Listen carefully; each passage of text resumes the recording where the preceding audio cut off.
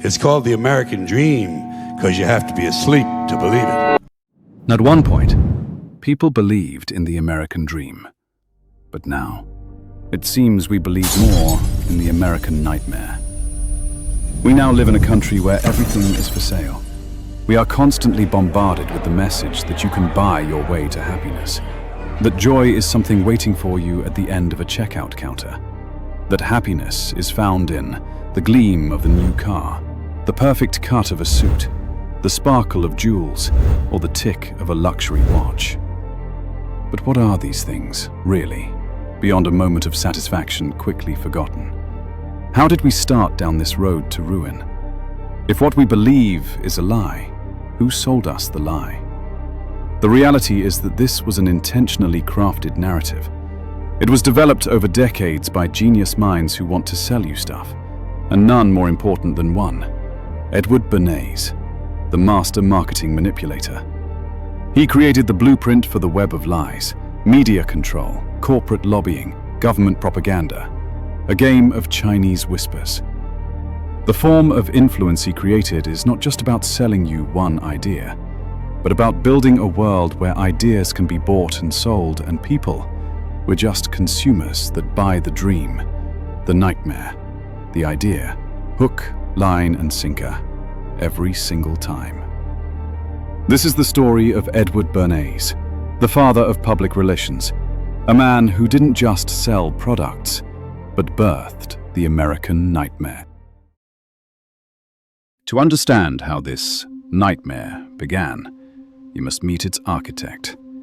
His name was Edward Bernays, and while it's not a name whispered in the halls of power, his ghost haunts every advertisement you see, every news story you read, and every purchase you make.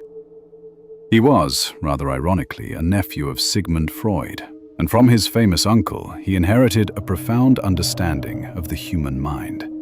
But where Freud sought to heal its anxieties, Bernays sought to weaponize them.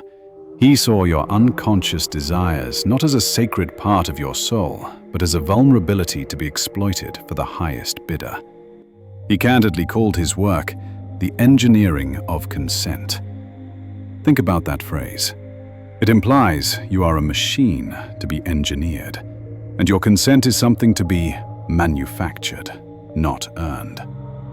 In the early 20th century, mass production created a problem for my associates: a surplus of things. The public, at the time, bought what they needed. Bernays provided the solution. He would teach them to buy what they wanted, or rather, what he told them they wanted. He would transform them from citizens into consumers, forever chasing a satisfaction designed to remain just out of reach. The first test of these theories came, as they so often do during wartime. During the Great War, Bernays served on the Committee on Public Information, a government body with a simple, chilling mandate: to sell the war to the American people.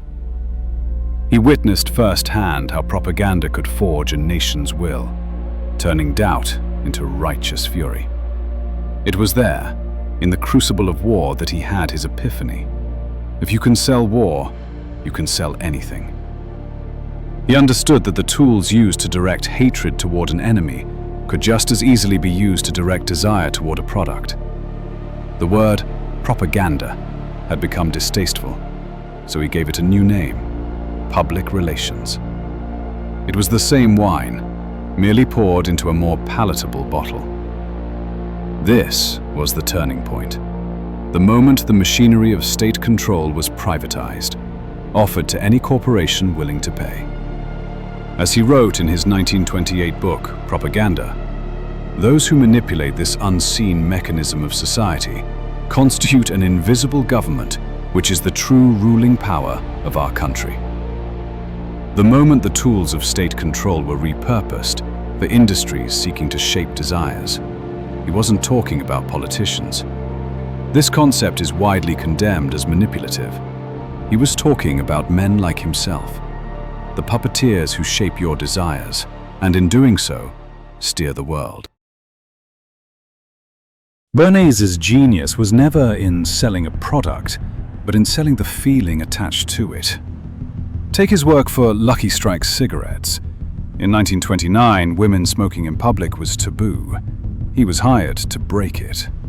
He didn't launch an ad campaign. He orchestrated a highly publicized stunt during the New York City Easter Parade. He arranged for fashionable debutantes to light and smoke cigarettes, declaring them torches of freedom. He wasn't selling tobacco. He was selling liberation. He tied the act of smoking to the feminist pursuit of equality, co-opting a noble cause for corporate profit. The campaign was a stunning success, and a generation of women were hooked, not just on nicotine, but on an idea. He did it again and again. Beyond such grand spectacles, his methods were often more subtle. To boost sales of Dixie cups, he stoked public fear of germs, turning a convenience into a perceived necessity. To boost bacon sales, he had doctors declare it a healthy breakfast, cloaking commerce in the authority of science. Each campaign added another layer to the illusion, the belief that our identity and well-being are things we can buy. The dream he sold was that happiness is a commodity. The nightmare is the reality. A dream sustained by acquisition is a hollow one.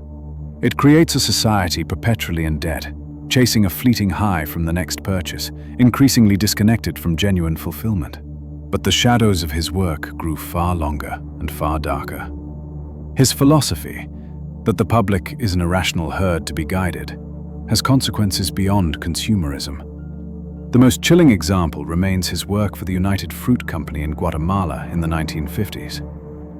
The company's vast profits were threatened by the country's democratically elected president, Jacobo Arbenz, who planned land reforms.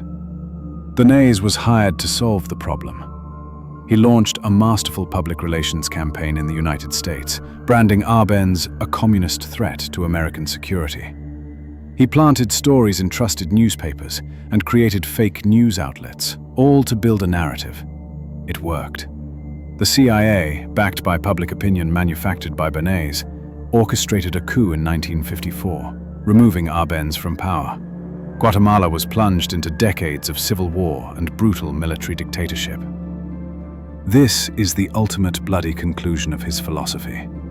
If you can convince people they need a product they don't, you can convince them they need a war they shouldn't fight. The American nightmare isn't just about debt and materialism. It is about a system of persuasion so powerful it can topple governments for the sake of profit. Edward Bernays died in 1995, but his playbook is the Bible of modern influence. The techniques he pioneered are now more sophisticated than he could have ever imagined. Deployed by corporations, political parties, and global institutions, they sell you products, politicians, and policies, all by appealing to your deepest fears and desires. His legacy is the world you inhabit now, a world where truth is a commodity and consent is something to be engineered. This is not just history, it is an ongoing project to deceive. Understanding Bernays, then, is not merely an academic exercise. It is an act of defiance. It is the first step in pulling back the curtain, in perceiving the unseen forces at play, and perhaps, just perhaps, it is the first step to finally awakening from the American nightmare.